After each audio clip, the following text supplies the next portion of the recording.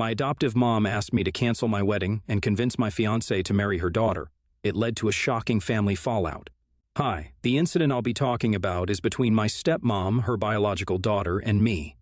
I, 25-year-old female, had been living with my stepmother, Mary, 45-year-old female, since I was 5. My biological mom was an alcoholic and extremely abusive to me. My dad, fed up with her behavior, filed for divorce and demanded full custody of me due to her negligence. Unfortunately, her issues couldn't be proved in court, so both my parents shared mutual custody, with my mother having me most days. But her ignorant behavior soon caught up with her when one day she left me home alone and I accidentally got access to the balcony. My neighbors noticed and called Child Protective Services on her, and from then on, I started living with my dad. Things were tough at first, but once he met Mary, they changed for the better. Mary was my dad's lawyer's assistant. They met during the divorce proceedings and got into a relationship soon after that. Mary was herself a divorcee and had a daughter, Jane, who was 2 years younger than me. Jane suffered from a neurological condition and was in a wheelchair permanently. The disease also affected her mentally, as she had learning disabilities. I met Mary and Jane when I was 4. At first it was a bit awkward because I had been pretty closed off to strangers due to my biological mother. But Mary understood my situation and took things slow, helping me to open up more. With time, I grew extremely close to both her and Jane in a matter of weeks, and that's when my dad decided to marry her. Their wedding, as far as I remember, was very personal, with only my grandparents and Mary's parents present. I used to call her Mary before the wedding, but I've called her Mom ever since. Things started to get better for us from that point on, as Mary opened her own practice and my dad, who was a construction worker, opened a construction company. Soon, his business boomed, and from that point on, we never faced a day of adversity in financial terms. Both Jane and I went to the best schools and had good lives. I always considered Jane my sibling, helping her with whatever she needed and standing up for her whenever necessary. Even Mary felt like the only mother I had since childhood because she had always been there for me.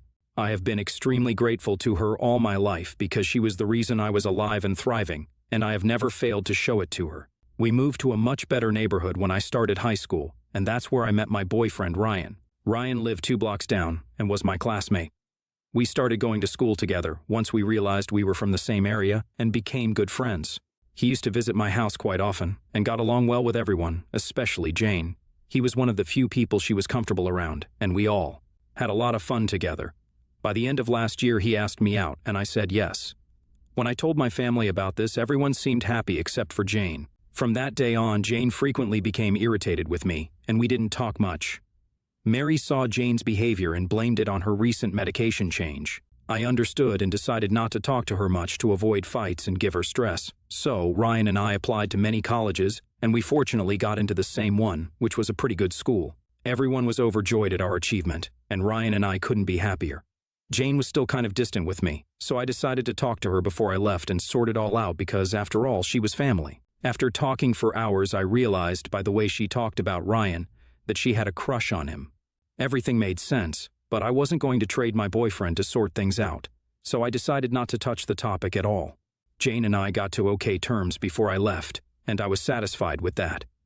Before I left, I told Mary how I thought Jane had a crush on Ryan and that it might make sense for her to ask Jane about it so that it wouldn't create further issues between us. She assured me that she'd take care of it and let me know that I always had her support.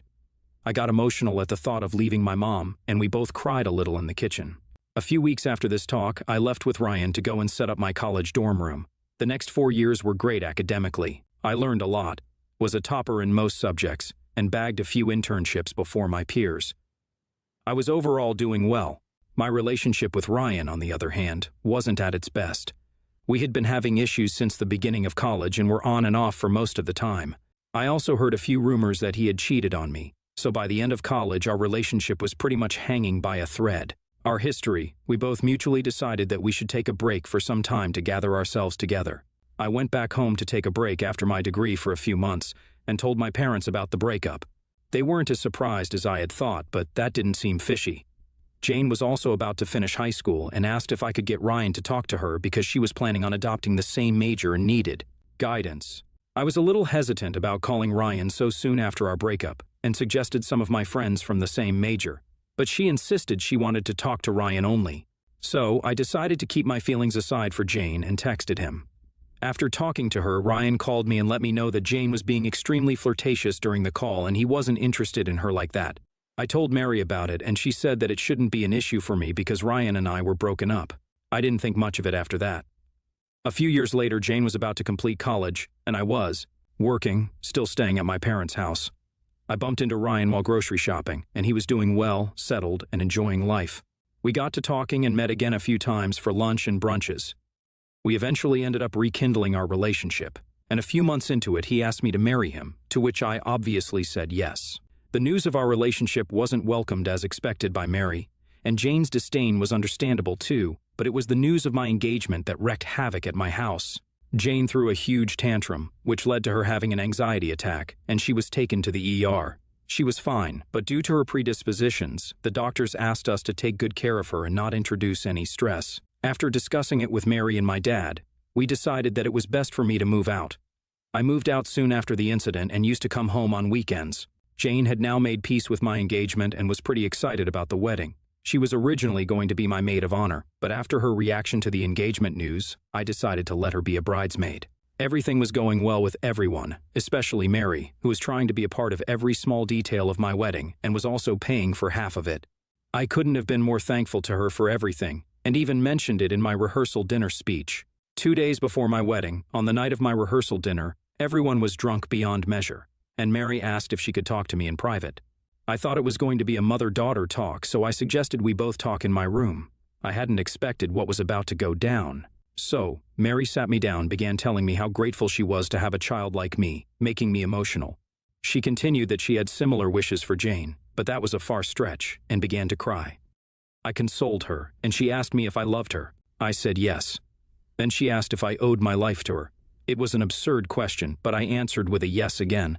Upon hearing this, she stood up and asked me for a favor, and when I asked what it was, she said that since I owed her everything I had, she wanted me to share a little of it with my sister, Jane. I was confused and asked what she wanted me to share. What she said next was way beyond normal. She said that I, in comparison to Jane, had a way better life, whereas she was surrounded only by a few, one of whom was Ryan. She claimed that she had known about Jane's attraction towards Ryan since childhood, but didn't do anything about it until we broke up after college. She continued that Ryan was a very understanding man and perfect for Jane. She asked me to break my engagement with Ryan and ask him to marry Jane instead. I couldn't believe what I heard and asked her to shut up, but she didn't. She said that this was the only way I could pay my dues to her, as she had accepted me as her own blood and taken care of me like her own child. She said she wished for Jane to have a relationship for the future too, and Ryan was the one guy she was sure wouldn't break her girl's heart. She knew Ryan wasn't interested in Jane like that, which was why she wanted me to convince him. I couldn't process what was happening, and in a fit of rage kicked her out of my room, with her yelling that I should consider it and she'd be indebted to me for life if I did this one thing for her daughter. Her yelling attracted some attention and my dad came asking me what was up. I didn't answer and just locked him and Mary out. I cried in my room and didn't realize when I had fallen asleep. The next day, I woke up late and was asked by my dad to visit him in his room. Mary was there with swollen eyes from crying. He said that what I did last night wasn't cool and that treating Mary, the woman who raised me, like that and kicking her out wasn't something I should have done. I realized at that point that he knew nothing about what Mary had asked of me. As I was about to tell him, Mary held my hand tightly, signaling me not to tell the truth. I shrugged off her hand, and before I could say anything, we heard a scream from Jane's room. She had fallen in the bathroom and had cuts on her legs. We didn't have enough first aid, so my dad decided to take her to the ER as soon as possible and to discuss the issue with me and Mary later. Mary, from that point on, has been pleading with me not to tell my dad the truth and cause harm to her relationship. I don't wish to engage in conversation with her and have been sitting in my room. Would I be the asshole if I don't give Mary another chance to explain herself or apologize before I tell my dad about what she asked of me? Update 1. Hi, thank you everyone for such a kind response. I did initially realize that Mary was at fault, but I doubted myself after my father tried to intervene. I have also decided to take advice from the comments and will be telling Ryan first, before my father. Also, some people have been asking how I wasn't aware of her intentions beforehand when I knew Jane had a crush on Ryan. The thing is, everyone, including Ryan, thought it was an innocent crush and nothing more. There wasn't a time when Ryan had reciprocated Jane's feelings through actions or words, but I think I should have been more careful with the cues. Because one thing that I now think of as weird is that during my dress shopping, Mary also decided to get Jane a wedding dress to fulfill her wish of seeing both her daughters in wedding dresses, as it might have been difficult for Jane to find a husband due to her condition and people's unwarranted prejudices. Regarding Jane, she was fine, with some cuts on her legs that were taken care of well. She had no idea about what Mary had asked of me, and honestly, I didn't know how she would react once she got to know. Anyway, when I went to see Jane after she was back, I saw Mary standing in the corner, her face turning pale as soon as I called my dad. I had to ask for car keys to visit Ryan. Mary fainted on the spot, thinking I might rat her out. I helped her to the bed, and Dad decided to stay beside her, silently blaming her condition on me. I didn't have time to explain anything to him, and immediately left after taking the keys to the car. I am writing this part after I have met Ryan. So I went and asked Ryan to meet me in my car to avoid unwanted attention. He realized from my voice that it was serious and came down rushing. I told him everything that had happened last night and made him aware of the fact that maybe Jane's little crush wasn't so little after all. He was more shocked than I was because he had respected Mary a lot for being an excellent woman and such a caring mother to me. He said that such a big revelation would lead to a lot of unpacking, so the best option would be to stall the wedding for a few weeks. He made it very clear that no matter what happens, he has my back and is willing to elope if that's what it takes to be with me. He wanted to be there while I told my dad about this, but I asked him not to, as it was a family matter first. He agreed and asked me to call him immediately after I was done telling, and he would announce to his side of the guests that the wedding was going to be postponed due to some personal issues. As happy as I was to have someone like Ryan around me, I was still scared because this whole scenario could lead to sour relationships with my dad, who had always been there for me since day one. I had already lost a mother yesterday and was not up for losing a dad as well. Update 2, so a lot went down after the last update. I gathered all the courage I could and went back to tell my father about it. Mary opened the door and let me in, but she didn't look as stressed as before. I entered the room and saw my dad sitting on the bed, with Jane lying down. He looked angry and asked me to take a seat. He told me that he knew what had gone down last night and was extremely disappointed in me. I asked him what he was talking about, and he told me that Mary had told him how I berated her last night, saying that she wasn't my real mother and that Jane wasn't family, so I didn't wish to have them at the wedding. According to my dad, when Mary tried to calm me down, I told her that I didn't want her disabled daughter spoiling my wedding pictures. I couldn't believe how cunning Mary was. I tried to tell my dad the truth about her, which he was duly shocked by, but he said that this was a case of my words against Mary's words, and there was no way for him to believe either version as the truth, so maybe we should sort it out for now. Jane was constantly saying how her mom's side of the story was correct, and now I was sure that Mary had told her daughter the truth and asked her to play along. I very clearly told my dad that the wedding had been postponed because I didn't care who he thought was telling the truth, but it was absolutely unacceptable to me to have someone who had tried to emotionally manipulate me into giving up the love of my life. Mary intervened and quickly said that she wanted to apologize if she had done anything wrong while raising me and wished for our relationship to get a second chance by being a part of my wedding. My dad was also insisting that I move on and let the wedding happen smoothly because a lot of money had been spent. But I decided not to pay heed to their requests and moved out that very day. I left to stay at Ryan's house, and it has been 2 days since then. I didn't really have the energy to deal with anything, so I turned my social media accounts off. I haven't been contacted by my dad and Mary so far, but I've been getting calls from some relatives, which I didn't answer, assuming they must be regarding the cancellation of the wedding. Things are pretty stressful right now, and I hope I find a way to sort things out soon. Update 3. This update comes a week after the last one, when the wedding was postponed, and I left my parents' house. So a week after the constant calls, I got to hear from Ryan, who is friends with my dad on Facebook, that he had put up a post about me on his wall.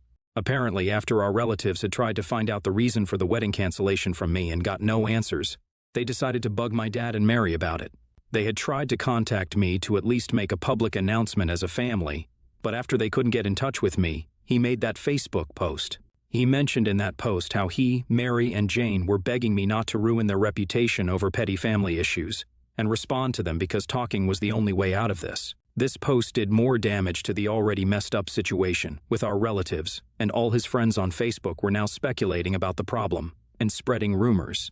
The worst one I heard was that I had stolen money for the wedding and then cheated on Ryan. Ryan was getting stressed about all this, and I talked to him thinking that he might get cold feet, but to my surprise, he again assured me that he was going to marry me irrespective of whatever came our way. I still hadn't responded to the Facebook post and was going to talk to my parents a day after the post to at least be rational before the big confrontation. But things took a different route that same evening. I got a call from my grandma, my biological mom's mother. I hadn't mentioned her before because she wasn't relevant to the incident, but she has been an important part of my life. She has always protected me and saved me from my mother, and had even helped my dad financially. She usually didn't involve herself in our matters, but her intervening in this incident meant something big had happened. Apparently, she had gotten wind of everything and directly confronted my father about it. He told her what he believed was true, Mary's version. Grandma trusted me and felt something was fishy, so she decided to talk to me about it next. She told me she knew how much I loved Mary and Jane, and there was no way I would have considered them not my family. I got emotional at the possibility of someone from my family finally believing my side, and told my grandma everything. She said she couldn't believe how vile Mary was, and how I was saved from her ill intentions due to her being under the influence. I told her how I feared losing my dad, and she asked me to talk to my parents first while she tried to find a solution. The next day, I decided to go back to my house and talk to my parents. I was blamed over and over again for making a spectacle of our family. I was honestly done with them within just a few minutes, and asked if I could have a moment alone with Mary. We went to the other room, and I asked why she was doing this to me when all my life I had loved her. She said that whatever she had said was something she had been feeling and never wished to burden it on me. She asked me to forget about it all as a mistake and move on from it. I said that her losing control and asking so much of me wasn't acceptable at any cost, and I was going to stand by the truth no matter what, which led to her warning me of the consequences. Hearing this, I went outside and asked my dad one last time if he would even be willing to believe my version of what Mary had asked of me.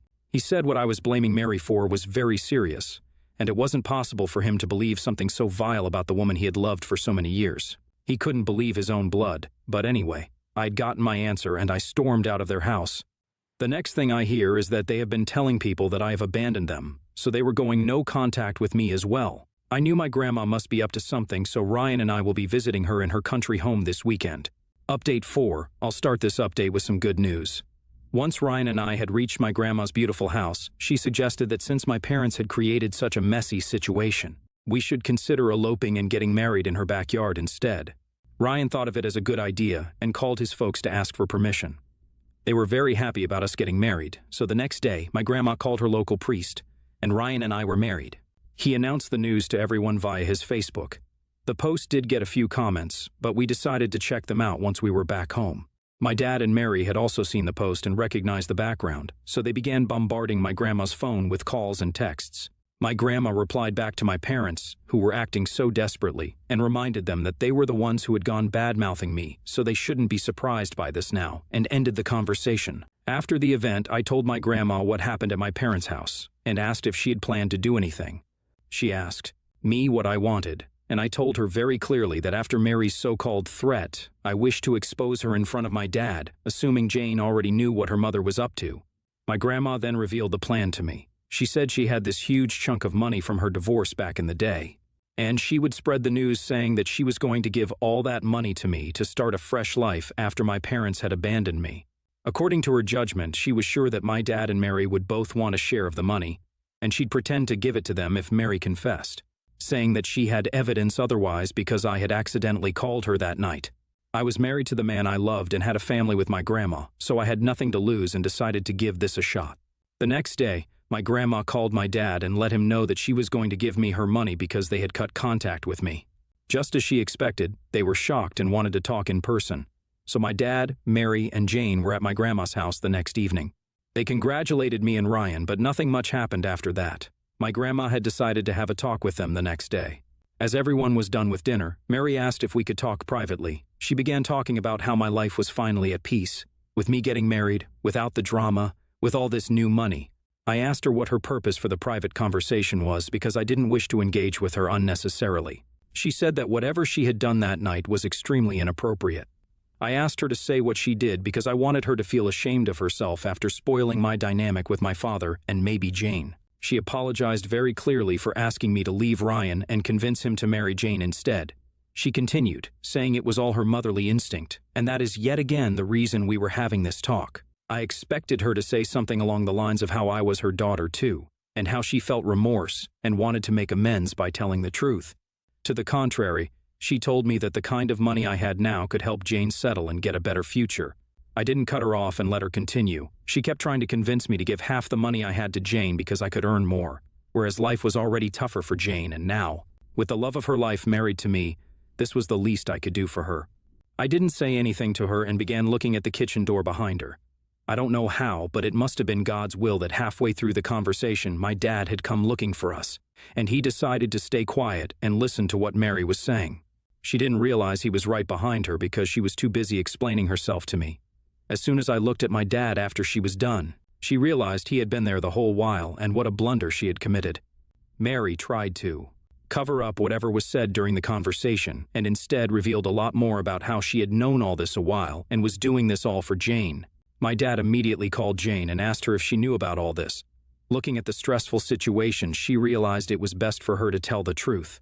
My dad turned towards me and began apologizing for not believing me in the first place, and told Mary and Jane to leave the house as soon as they could the next morning because he had a lot to think about. Mary tried pleading, citing Jane's condition, but Dad wasn't willing to hear anything. I asked my dad to go and rest in his room because this was a lot to take in. Ryan escorted Dad, whereas Mary and Jane decided to stay in another room, at least until they left. No one offered them any sympathy, and we could tell Mary had seen it coming. I cried that night, thinking about how bad things had gotten and how we were a happy family just a few months ago. Ryan consoled me, saying that he was going to be my real family from now on. The next day, Mary and Jane left, and my dad left 2 days later, after apologizing to me a lot for not trusting me in the first place. I told him that his doubt about me might have hurt our relationship and that we should take it slow from now on. He looked dejected but agreed to give me some space. Ryan and I also left the same day, thanking my grandma for all that she had done for me. I asked her to come and stay at my place for a while, and she might visit next summer. Update 5. Since a lot of you have been asking about what happened with my dad and Mary, I'm here, writing this update 4 months later. So, my dad decided to divorce Mary but still wanted to stay in Jane's life if she wished, which Mary denied. Mary had tried a lot to win him back, but it didn't work. She never apologized to me for everything she had put me through. Her justification was that whatever she had done was for her child and hence, it was okay. I was just happy that I wouldn't have to deal with her anymore.